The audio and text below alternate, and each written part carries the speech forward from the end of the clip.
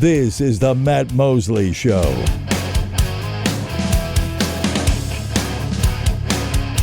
Chuck Cooperstein now joins us on the Matt Mosley Show, the E-Radio Network. And Chuck, I really appreciate you doing this extremely busy day, as just, an hour and a half from now, we're going to have tip-off, and Luka's going to come back into the building. So I appreciate it. It's great to have you on the E-Radio Network. Nice to be with you. A truly extraordinary day. Unlike any that we've had here in Dallas-Fort Worth, and I dare say there are very few places around the country that have had a day like this. You know, maybe when LeBron came back to Cleveland for the first time after leaving for Miami. And the only other one that I can really think of is when Tom Seaver returned to New York to pitch against the Mets after he was traded away back in 1977 by the Mets at the trade deadline. And kind of like how it happened with Luka, you know, right at the stroke of midnight or slightly thereafter. It's really quite bizarre, to say the least. But, I wish I knew what to expect tonight. I really don't know what to expect tonight. I think there's obviously going to be a lot of emotion in the building, but how is that emotion channeled? And, you know, how does that affect, or does it affect the play on the floor at all? Listen, we always say this is why we watch sports, right? Mm-hmm. Because it's the ultimate reality show. You don't know what's going to happen. You think you know, but you don't really know. And I think there's no better example of that than tonight.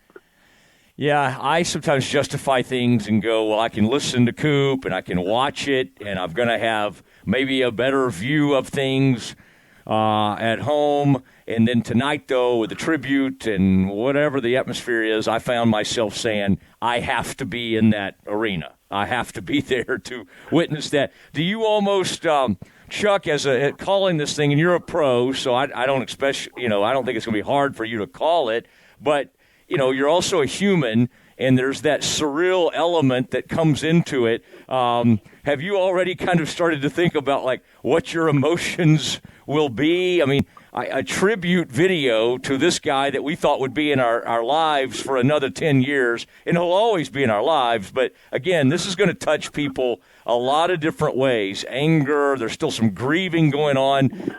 Have you almost tried to prepare yourself for, like, what your emotions might be like in this moment tonight? There's no question. How could you not? I mean, yeah. If you've had any type of relationship with the Mavericks as a fan, as a member of the media, broadcaster, front office person, ticket seller, whatever it is, I mean, you're going to have emotions. You're not human if you don't have emotions tonight. I just wonder from my own standpoint. I know the building's going to be so charged at the start of the game, especially when he gets the ball in his hands for the first time, and they're going to run some high pick and roll for him, and he's going to drift to his left, and he's going to try a three, and just what that buzz is going to be like. I always thought the NBA Finals, it couldn't get crazier than the NBA Finals, but I dare say this might be more insane tonight. Chuck Cooperstein, voice of the Mavs, on the Matt Mosley Show, E-Radio Network. A lot of our stations have the Mavs on. You're used to hearing from Chuck. Tonight will be one of those special, surreal moments as Luka comes back in. And as if this needed more drama, Coopy gets kicked out of a game last night, a very close game at the time, 108-107, and he's barking at a fan, which, by the way, we remember from when they were playing OKC in the playoffs, and they toss him. He does it to everybody. He does not just OKC, he does it to everybody. I mean, it's his way. It really is his way of getting himself charged up and playing on the road, and it's why, in so many cases, his road games have been better and or more memorable than his home games. And he certainly had, great home games in the American Airlines Center, but his greatest games actually have come on the road. And this is what he does. And, I know JT Orr a little bit. I think he's actually a pretty good official. He missed it. He just messed up. He teed Luka up in the third quarter. And I think that he mistook that for, continuing that conversation from the third quarter. He missed it. And look, they're human. They will miss that, but it certainly did turn the game because immediately the Thunder went on a 13-4 run and then pretty much did what they always do, and that's just beat people down by the end of the game so that you wind up winning by more than 10, in this case by 16. I mean, I just saw this note this morning. I've kind of been keeping tabs on it, but it's 51 games now that Oklahoma City has won by 10 points or more, and that is the NBA record now. That was previously held by the 72 Lakers. That was the team that won 33 in a row. That's the record that Oklahoma City broke last night. Oh my gosh, yeah, that is remarkable. Chuck, do you find yourself when you're not working, which you're working a lot of the time, but do you find yourself making more of an attempt now to watch every Lakers game now that Luka's with them? You watch a lot of NBA anyway. I get that. But has it changed even the way you sort of go about, like, trying to watch different games and everything now that Luka's on the Lakers? Yes, absolutely. I look forward to watching him now, if for no other reason that I don't know that I ever took it for granted. In fact, I'm pretty sure I know I didn't take it for granted. But the fact is, he's must-watch television. He's must-watch playing, regardless if he's in person or on television.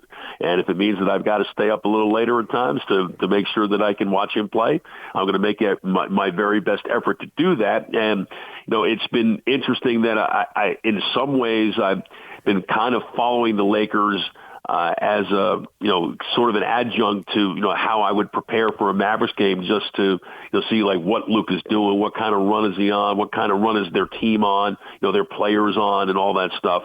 Stuff that I would normally do for the Mavericks, I find myself doing a little bit for the Lakers too, just because I'm far more interested in what they do now. And I make no apologies for the fact that I'm rooting for this kid to absolutely come up huge, whether it be tonight or any other night, because I think the one thing that has always happened with him, really even going back to when he started playing at Real Madrid, was that people bet against him. People say he can't do this. He can't play against older players.